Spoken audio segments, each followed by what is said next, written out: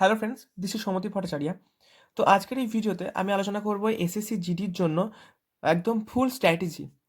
যদি তুমি বিগিনার হয়ে থাকো বা যদি তুমি কিছু জেনেও থাকো, অর্থাৎ পড়াশোনা স্টার্টও করে থাকো, তাও তোমার জন্য এই ভিডিওটা উপযোগী হবে।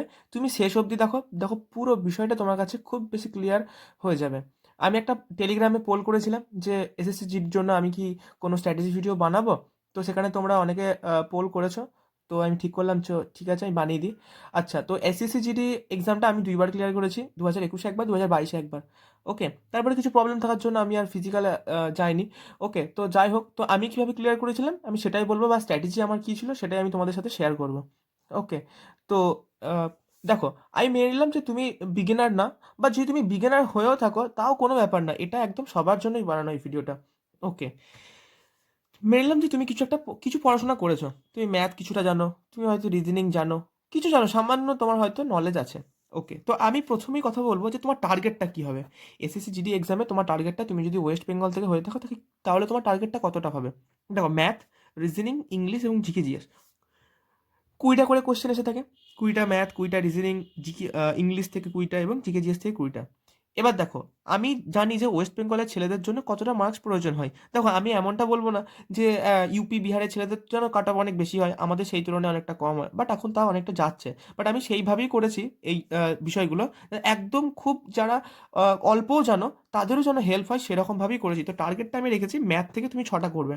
ওকে, মানে আমি আমারটা বলছি, ঠিক আছে, যে আমি মানে একদম যারা খুব বেশি বিগিনার তাদের কথা ভেবে বানিয়েছি এটা। ওকে, তুমি তো ম্যাক্সিমাম স্কোর করতে পারলেই তোমার ভালো, বাট তুমি ম্যাথের জন্য 6টা টার্গেট রাখবে, রিজনিংয়ে 17টা, যেহেতু ম্যাথটা কম তাই রিজনিংয়ে তোমাকে 17 থেকে 18টা কোশ্চেন করতে হবে, ঠিক আছে। ইংলিশ বা হিন্দি থেকে 12টা কোশ্চেন তোমাকে ট্রাই করতেই হবে করা, সঠিক করার একদম।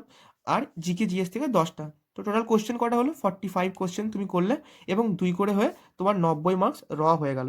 তাহলে 90 যদি তোমার হয়, তাহলে আই থিঙ্ক তুমি যদি মডারেট বা টাফ শিফট হয় তাহলে তুমি 10 থেকে 15 নাম্বার ইজিলি পাবে। তো তোমার মার্কসটা গিয়ে দাঁড়াবে কত? 100+। ঠিক আছে, এই মার্কসটা যদি তুমি করতে পারো তাহলে অবশ্যই তুমি জানো ওয়েস্ট বেঙ্গল থেকে একটা সুবিধা আছে সিলেকশন হওয়ার। ওকে, তো এইটা আমার মতে তোমার একটা টার্গেট প্রথম থেকে থাকবে। এরপরে তুমি তো পড়তে পড়তে মার্কস আরও গেইন করবেই, অবশ্যই করবে সেটা। ঠিক আছে, এই হলো। ওকে, তো এবার আমি কথা বলবো রিজনিং সাবজেক্টটাকে নিয়ে, যে রিজনিং সাবজেক্টে তোমার কি স্ট্র্যাটেজি থাকবে। দেখো, রিজনিং একটা ইজি সাবজেক্ট, তাই আমি রিজনিংকে প্রথমে কথা বললাম। আমি সেই চ্যাপ্টারগুলো লিখে নিয়ে এসেছি যেগুলো থেকে কোশ্চেন আসে, এবং যেগুলো টাফ চ্যাপ্টার্স, যেগুলো তোমাদেরকে প্র্যাকটিস করা খুব প্রয়োজন, যেগুলো থেকে কোশ্চেন ঘুরিয়ে ফিরিয়ে আসতে পারে, তো আমি সেইগুলো লিখেছি। ওকে, কোনটা? না, নাম্বার সিরিজ। নাম্বার সিরিজ থেকে এমন কোশ্চেন হয়ে যায় যখন তুমি মানে বুঝতে পারবে না যে কী কনসেপ্টটা লাগছে, তো নাম্বার সিরিজ থেকে তোমার প্র্যাকটিস থাকা দরকার। ক্যালেন্ডারের থেকে এমন কোশ্চেন হয়ে যায় যেগুলো অনেক বেশি প্রসেস, খুব হার্ড হয়ে যায়, তাই বারবার প্র্যাকটিস না করলে ক্যালেন্ডারের কোশ্চেনগুলো, বা অনেক সংখ্যা মনে রাখতে হয় ক্যালেন্ডারে, তো সেগুলো মনে রাখতে পারবে না, তাই ক্যালেন্ডার প্র্যাকটিস করা প্রয়োজন। ফিগার কাউন্ট করা, দেখবে অনেক সময় এরকম ত্রিভুজের ভেতরে দিয়ে দেয়, এরকম করে কাউন্ট করতে হয়। তো আমি তো জাস্ট ছোটো করে দিলাম, যাই হোক, অনেক কঠিন কঠিন দিয়ে দেয়, তো সেইগুলোকে ধরা অনেক সময় ভুল হয়ে যায়। হয়তো 15টার জায়গায় তুমি তো 15টা কাউন্ট করেছো, বাট আদৌ সেটা 15টা না 16টা হচ্ছিল, এক্সাম হলে ভুল হয়ে যাবে, তাই ফিগার কাউন্ট থেকে কোশ্চেন আসে এবং করা দরকার।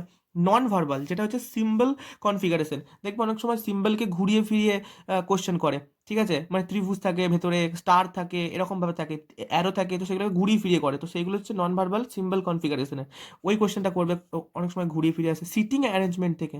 সিটিং অ্যারেঞ্জমেন্টের কিছু ফর্মুলা বেস আছে, কিছু গোল আকারে, গোল একটা টেবিলের মধ্যে 6জন 8জন বসে আছে, এরকমভাবে ঘুরিয়ে ফিরিয়ে দেয়, তো সিটিং অ্যারেঞ্জমেন্ট। কোডিং ডিকোডিং থেকে অনেক সময় টাফ কোশ্চেন দিয়ে দেয়, যেগুলো ধরা খুব কঠিন হয়ে যায়, মানে কিভাবে হয়তো এটাকে জেড লিখছে, তাহলে তুমি যদি না জানো যে এর অপোজিটে জেড থাকে তাহলে তুমি ধরতে পারবে না কিভাবে হচ্ছে। হুম, তো এইভাবে। আর একটা হচ্ছে সেলোজিজম, এইটা খুব মানে কঠিন লাগে আমারও, মানে অনেক সময় কনসেপ্ট ভুল হয়ে গেলে কারেক্ট করা মুশকিল হয়ে যায়। তাই এই যে চ্যাপ্টারগুলো আমি বললাম সেগুলো থেকে কোশ্চেন তো আসে, এবং সেগুলো টাফ চ্যাপ্টার্স, তো এই চ্যাপ্টারগুলো তোমরা মূলত প্রথমে ফোকাস করবে। এছাড়া এগুলো কোনগুলো থেকে কোশ্চেন হয়? ব্লাড লেসন আসে, পেপার কাট অ্যান্ড ফোল্ড আসে, ডিস্টেন্স অ্যান্ড ডাইরেকশন আসে, অ্যানালজি আসে। এবার এগুলোকে আমি এখানে লিখেছি তার কারণ এগুলো মূলত তোমরা পেরে যাবে। ওকে, কিন্তু এই চ্যাপ্টারগুলোকে তুমি ভালোভাবে দেখবে, কারণ এগুলো থেকে কোশ্চেন টাফ আসে, ঘুরিয়ে আসে। তো এগুলো থেকে তুমি যদি 100টা করে কোশ্চেন প্র্যাকটিস করে নাও, তো দেখবে তুমি অনেক কনসেপ্ট গেন করতে পেরেছো, ফলে তোমার এটা এক্সাম হলে অনেক হেল্পফুল হবে। তো এইটা হলো আমার রিজনিংয়ের স্ট্র্যাটেজি। এবার দেখো, কিছু টিপস আমি দেবো রিজনিংয়ের জন্য, সেটা হচ্ছে যে স্কোয়ার তুমি 1 থেকে 30 অবধি কনফার্ম জেনে রাখবে। 1 স্কোয়ার, 2 স্কোয়ার, 10 স্কোয়ার, 15, 26 এরকম স্কোয়ারগুলো জেনে রাখবে, নাম্বার সিরিজে খুব হেল্প হয়।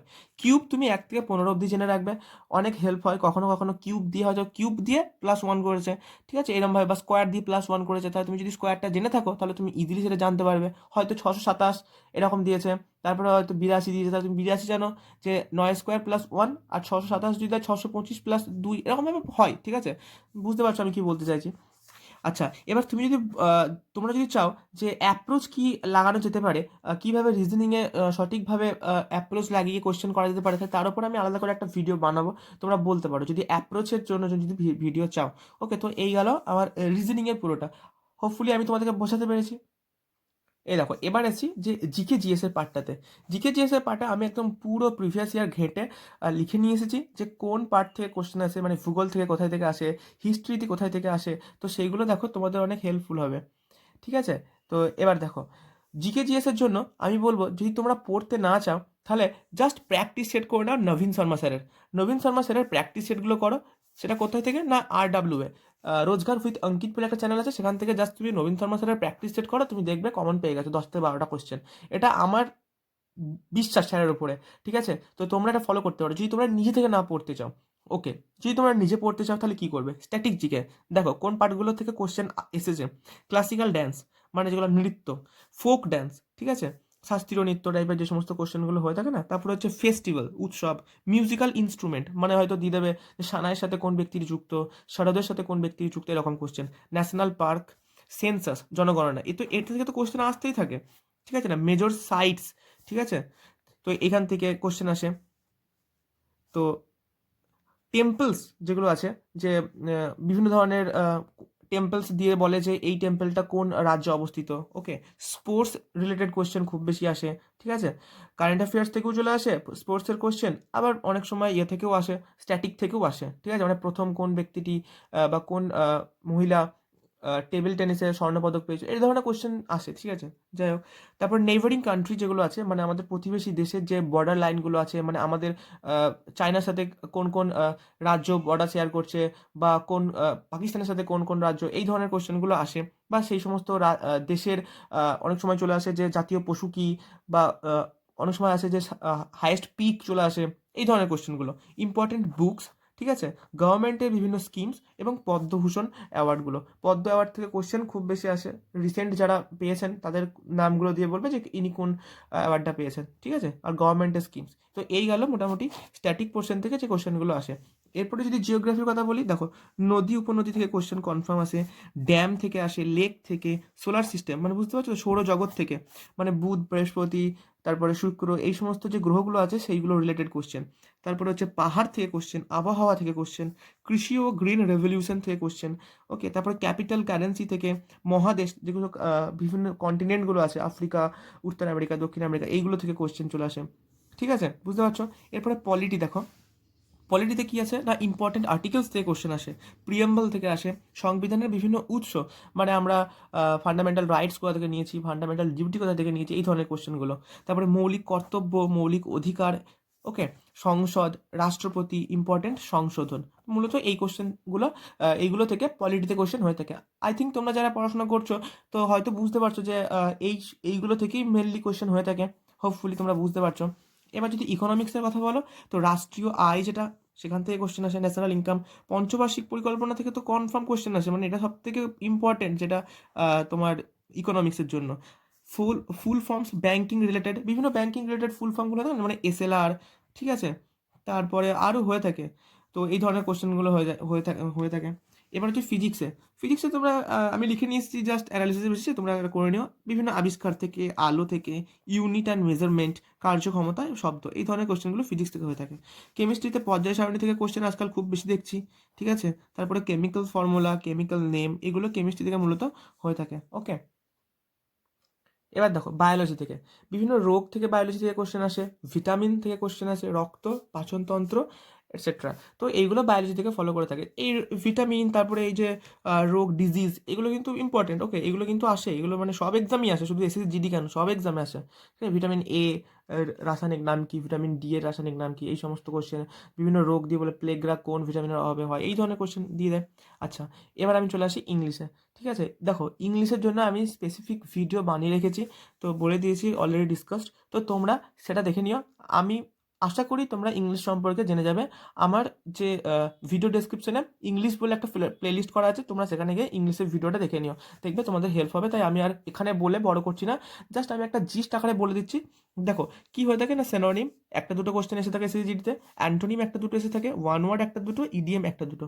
ওকে, গ্রামার থেকে এরর মোটামুটি দু তিনটে কোশ্চেন হয়ে যায়, সেন্টেন্স ইমপ্রুভমেন্ট থেকে দু তিনটে, স্পেলিং একটা দুটো। এইগুলো মূলত গ্রামারের পোর্শন থেকে এসে থাকে।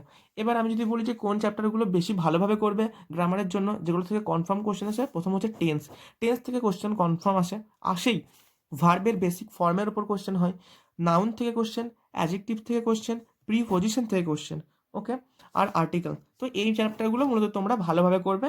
এরপরে তো টাফ লেভেলের চ্যাপ্টার আছেই, ঠিক আছে, কিন্তু এইগুলো তোমরা ভালোভাবে করবে, এখান থেকে কোশ্চেন কিন্তু আসেই। আই থিঙ্ক তোমরা কানেক্ট করতে পারছো।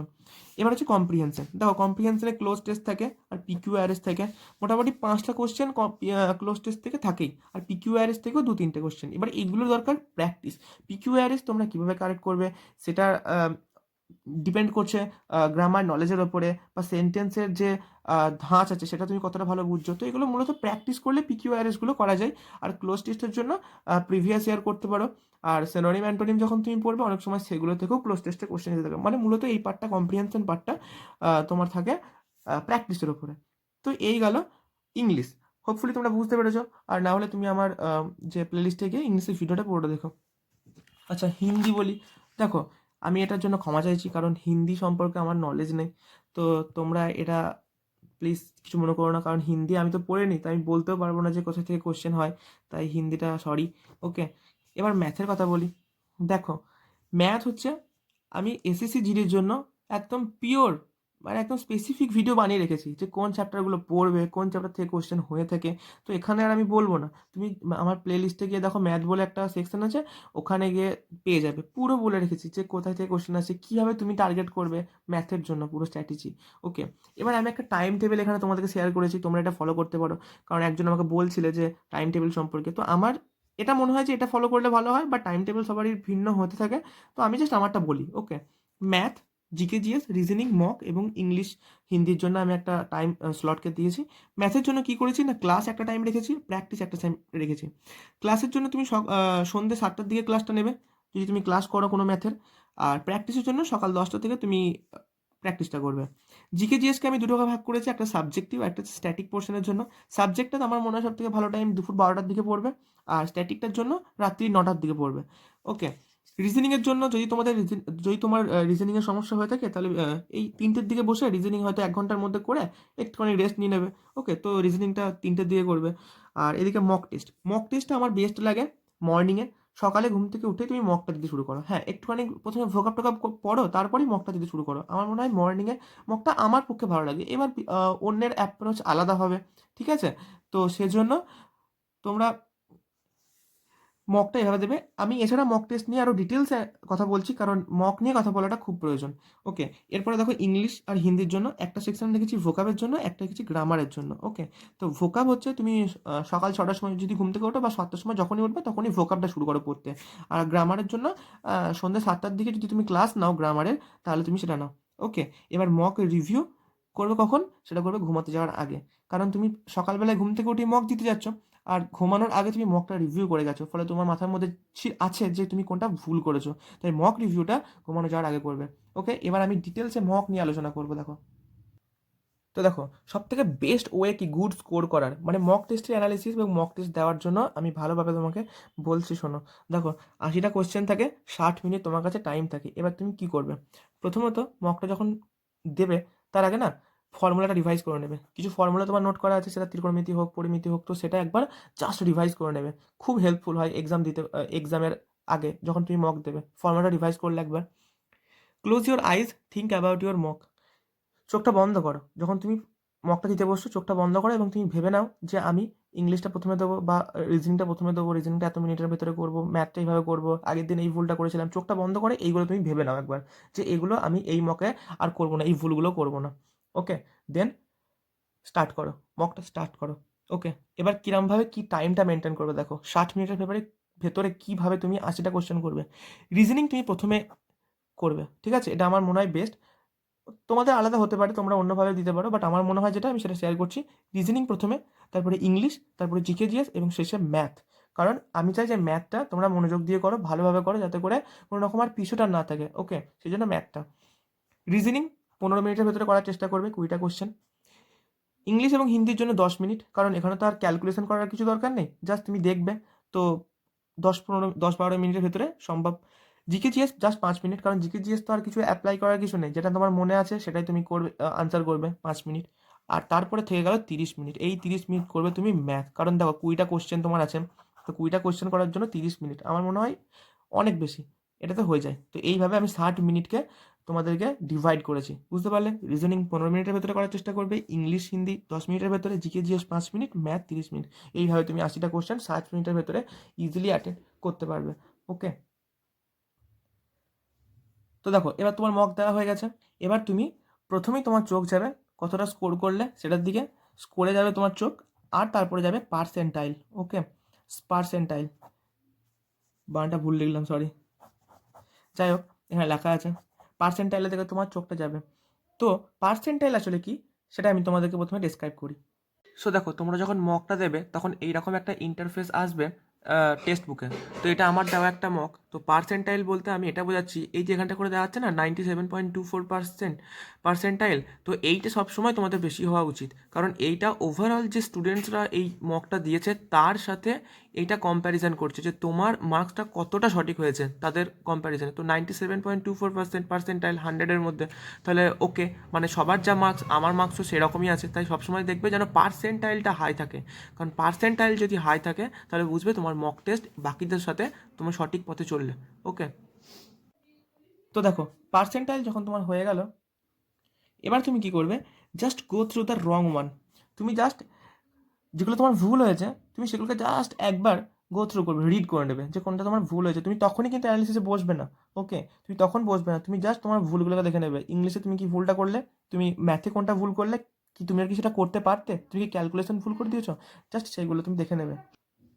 তো এই হয়ে গেল, তুমি জাস্ট একদম এক নজরে দেখে বেরিয়ে আসবে। ক্যালকুলেশন যদি একটু আধটু করার থাকে তো সেরকম করবে, কিন্তু সেখানে তুমি অ্যানালিসিস করবে না। এবার আসি অ্যানালিসিসের পার্টে। অ্যানালিসিস যখন তুমি আসবে, তুমি একবার প্রথম থেকে শুরু করবে, কারেক্টটাকেও দেখবে, রংটাকে তো অবশ্যই দেখবে, রংটাকে দেখবে এবং সেটাকে নোট ডাউন করবে। ওকে, কারেক্টটাকেও তুমি যদি মনে হয় যে হ্যাঁ এটা হয়তো আমি পারতাম না, বাট আমার সঠিক হয়ে গেছে কোনো কারণে, তো তাহলে তুমি সেটাকেও খাতার মধ্যে নোট করবে, এগুলো করা প্রয়োজন। ওকে, আর অ্যাডিশনাল ইনফরমেশান যেটা থাকবে টেক্সট বুকে, অনেক অ্যাডিশনাল ইনফরমেশান থাকে, সেগুলোকে তোমার যেটা মনে হবে নোট ডাউন করবে। আর একটা কথা, তুমি ডেলি তোমার মার্কস লিখবে খাতার মধ্যে যখন তুমি অ্যানালিসিস করবে, মার্কস লিখবে। তুমি ইংলিশে কত পাচ্ছ লিখবে, তুমি ম্যাথে কত পাচ্ছ লিখবে, জিকে জিএসে কত পাচ্ছ লিখবে, আর রিজনিং কত পাচ্ছ লিখবে। ওকে, এটা তোমার লেখা প্রয়োজন, তবে তুমি ডেলি ইমপ্রুভমেন্টটা বুঝতে পারবে। বুঝতে পারলে এইভাবে তুমি মক দেবে আর এইভাবে তুমি তোমার স্ট্র্যাটেজি রাখবে। ওকে, তো এই গেল আজকের আমার এসএসসি জিডির জন্য স্ট্র্যাটেজি। যদি ভালো লেগে থাকে তাহলে অবশ্যই সাবস্ক্রাইব করে যাবে, আর আমাকে কমেন্ট করে জানাবে তোমার কেমন লাগলো, ঠিক আছে। আর টেলিগ্রামে যুক্ত হয়ে যাবে, পিডিএফ শেয়ার করে থাকি আমার ওখানে, ঠিক আছে। তো যদি আমার এফোর্টটা তোমার ভালো লাগে তো অবশ্যই সাবস্ক্রাইব করবে আর শেয়ার করবে, হ্যাঁ।